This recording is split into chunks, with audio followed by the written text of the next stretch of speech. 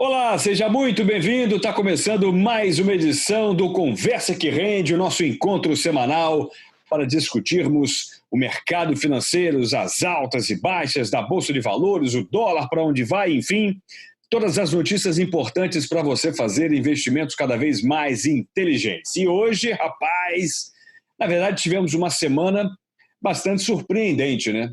O dólar, quem diria, baixou de R$ 5 e o Ibovespa está rondando os 100 mil pontos. Para discutirmos esses e outros assuntos, eu trago meus parceiros, meus amigos Caio César e Aníbal Stanek. Tudo bem, Caio? Beleza? Boa noite, Rafael. Boa noite, Aníbal. Tudo bem, pessoal? Como é que tá? Fala, Caio, beleza? Tranquilo. Tamo aí junto. Bolsa 100 mil pontos. Alta infinita! Não, brincadeira, imagina, né? O Ibovespa acabou fechando uma sexta alta consecutiva. Nesta sexta-feira, dia 5 de junho, acumulou uma alta de 8,28% na semana. E, na verdade, foi uma semana muito positiva para os mercados internacionais. A gente teve estímulos econômicos, a gente teve bons números em relação à pandemia, enfim.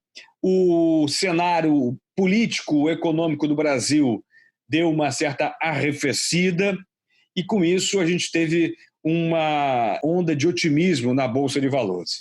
Agora, eu acho que a notícia mais importante dessa semana foi o dólar. Muita gente estava preocupada quando o dólar chegou ali nas máximas de quase R$ 6, beirou os 5,98, 5,96.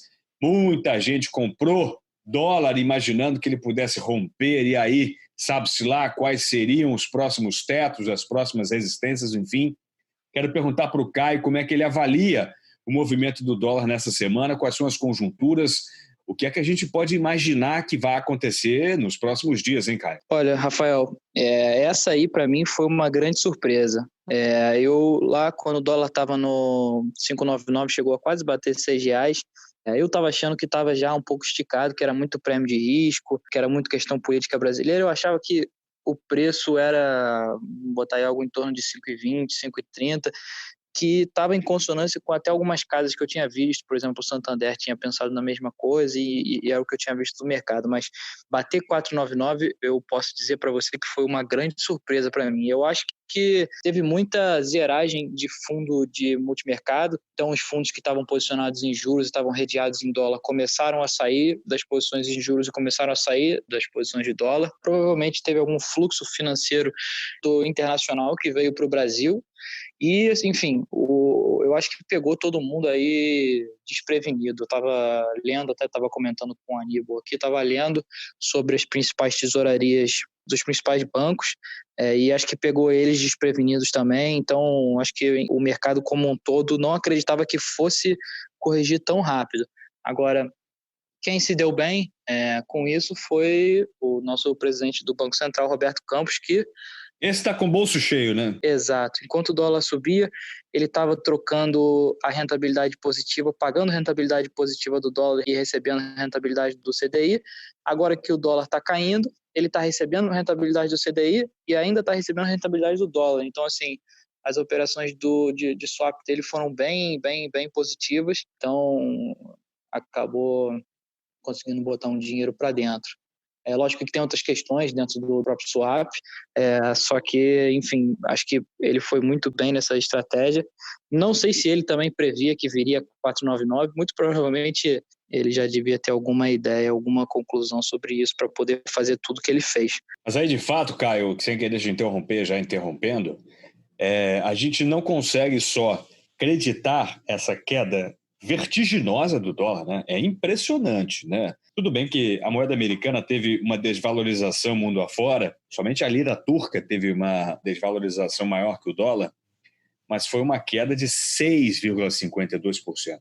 Isso é uma queda vertiginosa em termos percentuais, em termos de mercado. Não dá para acreditar somente as atuações do Banco Central. Houve, claro, um movimento externo de otimismo, o dólar é uma moeda de segurança, houve uma expansão das economias, as reaberturas, enfim, mas especificamente no caso brasileiro, você consegue identificar algo que seja pontual em relação a essa valorização do real tão grande em relação ao dólar? Eu acho que nesse caso é um conjunto de casos. Eu acho que não tem alguma especificidade nossa ou alguma coisa que a gente tenha feito que tenha sobressaído sobre todos os outros fatores. Eu acho que a gente pode colocar em conta também o que leva a favor do que eu estou dizendo, que o dólar se desvalorizou contra todas as moedas, moedas emergentes no geral. E, enfim, não foi só uma questão nossa. Logicamente, a gente se desvalorizou muito mais, mas muito provavelmente porque a gente já estava, vamos botar assim, inchado. Então, quando veio esse movimento de queda, muita gente começou a zerar no meio do caminho, começou a sair das posições, e isso, vamos botar assim, acelerou um pouco o carrinho nos trilhos para baixo. Aníbal, queria seu pitaco em relação a essa questão. De uma maneira geral, os mercados lá fora foram muito otimistas com a semana. Foram dados econômicos excelentes, tivemos o NFP, né, o Non-Farm Payrolls, os dados de emprego dos Estados Unidos, e foram absolutamente surpreendentes, né? O que dá a dimensão da economia americana, como eles são absolutamente reativos, tanto para um lado quanto para o outro.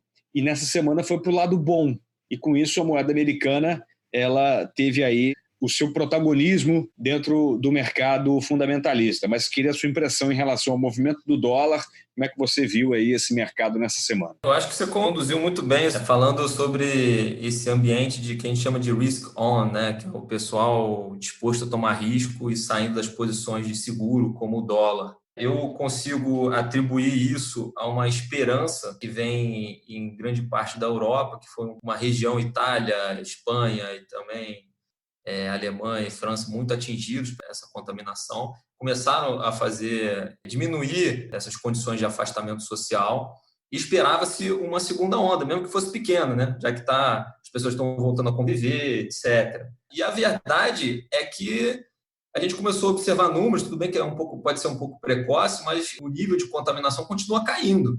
Então, eu acho que hoje existe uma esperança muito grande e ainda não se concretizou, mas a gente sabe que o mercado financeiro anda na frente com base de expectativa, mas uma esperança muito grande que a gente possa vir a ter uma economia a 80%, 90% funcionando, tirando talvez algumas situações que a gente chama de super spread, que são, por exemplo, jogos de futebol, né, que a gente sempre fala, imagina o Maracanã aqui com 100 mil pessoas, um cuspindo no ombro do outro, gritando Flamengo, etc. Isso não pode acontecer.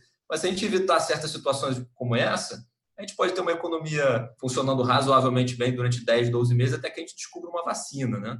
E eu acho que essa esperança alimentou um processo de tomada de risco. E aí entra o Brasil, que é um país muito especulativo, né? Um país emergente. E quando caiu mais do que os outros, e quando sobe mais do que os outros. A volatilidade é maior. A gente chama aqui de high beta, né? Então, acho que tem muito desse otimismo mundial, né? A parte do desemprego americano, ela saiu hoje. Realmente é impressionante. O pessoal esperava 18%, 19% de desemprego, veio 13%. É um gap, é uma diferença do que o pessoal esperava, do que veio muito grande, que eu nunca vi na minha vida. Tudo bem que é um momento de incerteza, etc., mas veio muito bom, mas veio hoje. Agora, esse movimento de perda de valor do dólar veio nas últimas semanas, né? E eu acho que é muito por causa de uma conjunção dessa esperança de que o mundo possa conviver com 80%, 90% da economia funcionando, enquanto a gente não tem uma vacina, junto com um momento de muita liquidez, né? Que são pacotes de ajuda aí de valores míticos, né? Tipo assim, gigantes. Parece que não vai parar por aí. Essa semana teve do euro e estão esperando mais um pacote americano. Agora, eu sinceramente tenho como a gente comentou no último podcast, eu estava um pouco mais positivo com o Brasil, né? Eu comentei que a Bolsa Americana tinha subido razoavelmente bem, que em relação ao risco-retorno fazia um pouco mais de sentido a gente apostar em Brasil, etc. Mas, não sei, me parece que há uma pequena negligência aí com relação aos riscos que a gente pode enfrentar. O Brasil é enorme, o Brasil tem uma população que é quase da Europa toda junto. A gente tem algumas regiões aqui muito pobres, de aglomeração, como favela, etc. E a curva de contágio aqui não está caindo como, pelo menos não que eu tenho visto, do jeito que está caindo na Europa. É justamente o contrário, né, Aníbal? A gente está enfrentando nesse momento a maior taxa de contágio do mundo, onde o Brasil chega a quase uma pessoa contagiando duas. A gente tem níveis de contaminação positiva cada vez mais, uma vertente maior, né, superando os Estados Unidos. já ultrapassamos a França, somos hoje o terceiro país em número de mortes absolutas, com mais de 34 mil, e não parece que essa pandemia vai se estancar no Brasil, né? A gente tem movimentos de reabertura de economia na Europa de uma maneira muito mais coordenada com a crise sanitária, o que a gente não percebe aqui no Brasil. E aí quero trazer aqui para a nossa realidade, não estou criticando nem elogiando, mas tentando prever ou tentando traçar cenários do que é que pode ser que aconteça pela frente.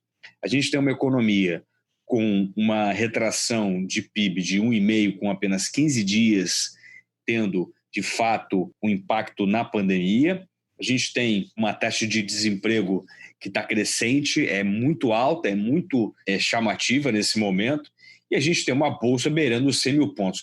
Alguma coisa me parece descorrelacionada. Eu queria que vocês tentassem me explicar quais são os movimentos, tanto de um lado quanto para o outro. Nesse ambiente de pessoal procurando ativos de risco, a gente vê muita gente migrando para o Brasil, né? País especulativo, etc.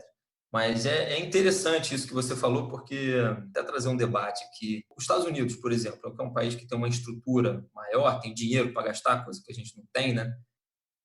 A gente viu, por exemplo, algumas emissões de dívida de empresas, por exemplo, a AMC, que é uma cadeia de cinema gigantesca que tem lá nos Estados Unidos, procurando, emitiu dívida, né, procurando dinheiro no mercado para sobreviver, dizendo que se as condições sociais se normalizassem até o Thanksgiving, talvez ela honrasse essa dívida. Você vê, é uma situação assim, me emprestem, mas talvez eu não tenha como pagar.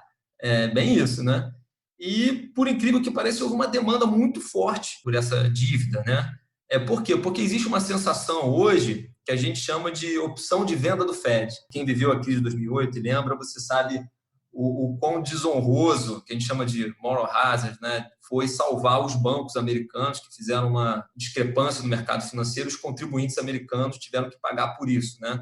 Mas foi um erro deles. Hoje existe uma sensação de que tipo assim, não foi erro das companhias o que está acontecendo, né? Então, o Fed salvar, o governo salvar as companhias, talvez não seja moralmente errado, sabe? Então, acho que os investidores estão contando com isso, com essa injeção de liquidez, com esse mundo totalmente cheio de dinheiro, e isso está inflando os ativos, né? Tem um chefe que fundou a Oak Tree Capital, o nome dele é Howard Marks. O Warren Buffett, que é conhecido do pessoal aí, sempre fala que se aconselha com o Howard Marks. Você imagina o naipe desse cara. Ele fez uma analogia muito interessante. Ele falou assim, cara, é como se fosse um chafariz. E o Fed é o cara que joga a água para cima, né? E as coisas estão equilibradas lá em cima. O dia que cortar essa água, o que vai acontecer, né? Então, eu não vejo essa situação aqui. Eu não vejo o governo brasileiro. Lógico que a gente está vendo algumas coisas pontuais, como, por exemplo, o BNDES salvando o Azul, a Gol, etc. E tal, mas não vejo nessa proporção que é o Fed, que tem uma capacidade de salvar muito maior, né? Então, acho que é mais um ponto de preocupação aqui, entendeu? Sem querer ser pessimista. Aníbal, você trouxe um debate interessante que, na minha opinião, tem a ver mais com a maturidade do mercado e da ideia de economia nacional como um todo. Eu acho que os Estados Unidos estão muito mais amadurecidos do que o Brasil em relação a isso. Eu acho que falta um pouco mais de compreensão global do que de fato está acontecendo com a economia brasileira, para que as ações pontuais e cirúrgicas, eu diria, que BNDES, Caixa Econômica, Banco do Brasil ou até Banco Central, possam fazer para que a economia brasileira sofra menos, né? A gente teve, por exemplo, uma mudança importante de legislação até para que o Banco Central pudesse comprar títulos públicos e títulos privados, né? Comprar dívidas de empresas privadas, trazendo um pouco mais de liquidez para o mercado no momento onde todo mundo está precisando de dinheiro na mão exatamente para poder tomar as melhores decisões, né? Então, na minha opinião, acho que falta um pouco mais de maturidade para a nossa economia para enfrentar essa pandemia e essa recessão econômica de maneira um pouco mais consciente. Posso até estar enganado, mas eu acho que, na minha visão, o Fed se porta de uma maneira muito mais amadurecida do que os nossos dirigentes econômicos aqui.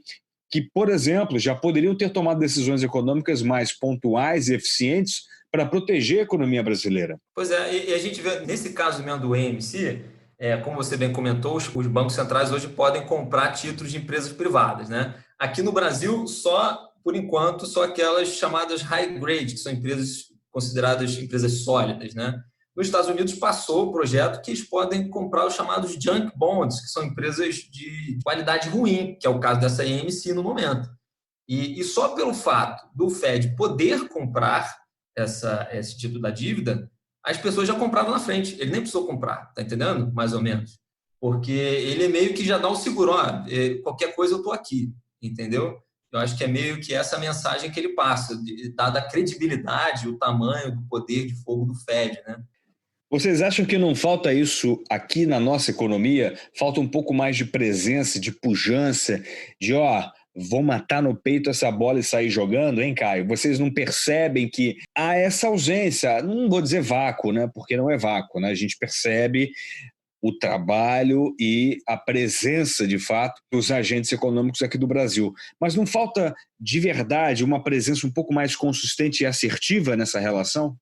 Eu acho que essa discussão que você está trazendo é uma discussão muito antiga e ela tem um nome, que é a autonomia do Banco Central. Porque nos Estados Unidos, o Banco Central ele é como se fosse um órgão autônomo, ele toma as próprias decisões, inclusive já comprou briga contra o Trump na época que a guerra comercial entre a China e os Estados Unidos era a única notícia ruim. Então, a gente aqui tem um Banco Central... Caio, só para te interromper, já interrompendo, para você ter uma ideia, o Alan Greenspan, ele foi presidente do Banco Central, se eu não me engano, por mais de 28 anos, né? Ou seja, a política ela não interfere na diretriz econômica do país. O Banco Central americano ele tem uma ideia, uma direção, um norte muito bem definido. E não estou querendo dizer que a sucessão de presidentes não poderiam permitir a mesma ideia. Claro que poderiam, mas a manutenção de um mesmo presidente mostram que a independência desse Banco Central é fundamental para a manutenção da mesma diretriz econômica por anos e anos, consolidando uma estratégia econômica para o país, né? Com certeza. Na verdade, a manutenção de políticas, né? Porque nos Estados Unidos a gente tem republicanos e democratas, mas a gente tem legislações pró-governo, pró-pessoas, pró-crescimento, enfim. Cada ano que entra um determinado partido, eles mantêm essas políticas. Mas fugindo um pouco disso, voltando um pouco para a questão do Banco Central, a gente tem muito interferência, a gente tem... Não que interferência seja bom ou seja ruim, mas a gente tem muita interferência, então existe muito ruído nas decisões do Banco Central, vide quão próximo anda Paulo Guedes e Bolsonaro. Então, assim, a gente tem muito debate sobre as decisões que o Banco Central pode ou não tomar ou que a Fazenda pode ou não fazer. Então, toda vez que inicia uma questão, por exemplo, um debate se o Banco Central poderia ou a Fazenda poderiam comprar, o BNDES poderiam comprar títulos, começa-se imediatamente uma discussão se isso não seria uma forma de fomento às grandes empresas, se isso não seria uma forma de fomento aos monopólios, ou, enfim, começa uma discussão se a gente tem caixa para isso, se a gente não vai passar a questão orçamentária, que todo mundo toda hora traz esse ponto para tentar tirar proveito dessa cláusula. Então, o Banco Central ele tenta fazer o que ele pode dentro dos parâmetros que são dados e dentro do jogo que é jogado. Eu acho que é uma vitória grande a gente contar com o Banco Central e com o BNDES para ajudar essas empresas como, por exemplo, a Gol e a Azul, igual o Aníbal falou, que foram afetadas imensamente e que, assim, é um fato completamente atípico. Se elas estivessem falindo por uma questão administrativa, por uma questão financeira, seria uma coisa a se pensar, você vai salvar uma empresa desse tamanho? Não sei, mas...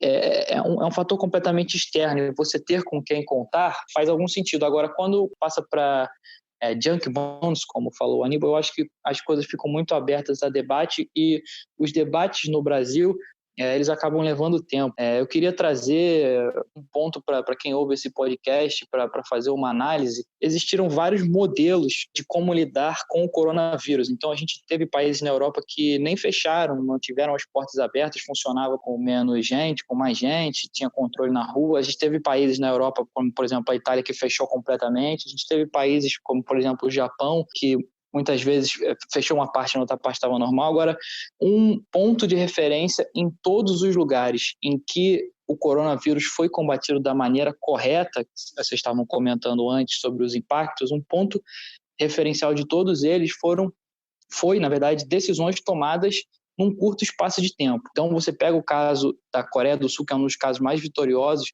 eu estava lendo sobre isso, não teve uma decisão com relação à saúde, ou com relação às finanças, ou com relação ao que seja, que demorou mais de 2, 3 dias. Então, quando o assunto era dar um direcionamento para o país, não se abriu muito para um debate muito amplo. Lógico, teve debate, mas assim, as decisões foram tomadas de maneira rápida e, caso fossem decisões erradas, o retorno dessas decisões foi também tomado de maneira rápida. E isso também serviu para o caso da Islândia, isso também serviu para o caso de Taiwan, isso serviu para o caso do Japão. Então, um ponto que deveria estar todo mundo olhando e ficou um pouco disperso tudo nessa nossa discussão do dia a dia é que as decisões não estão sendo tomadas de forma rápida. Então, isso serve também para o Banco Central. Eu acho que a gente não consegue ter toda essa extensão e ter toda a maturidade, como você comentou agora, só para finalizar. Primeiro, porque a gente não toma decisões de forma rápida, e segundo, porque a autonomia do Banco Central é uma autonomia, né? A gente pode ver nos últimos meses, mas ele não está 100% livre para fazer o que ele bem entende e para emprestar para quem ele julgou que seja interessante.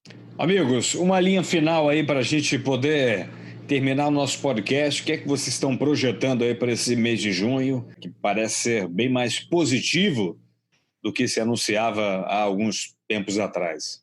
Eu vou arriscar aqui, eu não tenho acertado muito. Sua bola de cristal está em dia, Aníbal? Exatamente. Mas eu imaginava que a recuperação aqui no Brasil ia se dar de forma muito mais demorada assim, do que nos outros países. Eu ainda continuo com essa convicção, apesar da Bolsa ter chegado aí perto de 100 mil pontos e tal. Muitos economistas falando em uma recuperação na forma do Nike, né?